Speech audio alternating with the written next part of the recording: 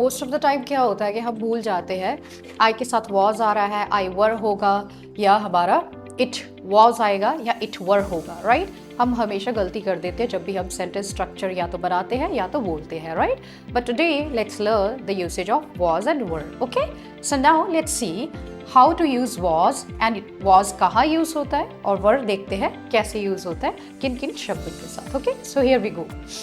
I was, he was, she was, it was, ठीक है? मतलब जो वॉज है पास्ट फॉर्म के लिए यूज किया जाता है and then comes the singular noun के साथ हमेशा वॉज यूज होता है, ठीक है? अब now going ahead with you, you were, we were and they were, मतलब प्लूरल नाउन जो भी होता है उसके साथ वर यूज होता है पास्ट फॉर्म में, okay? But now let's understand what are the examples here, okay? So here we go, let's see these examples. I was driving. I was driving.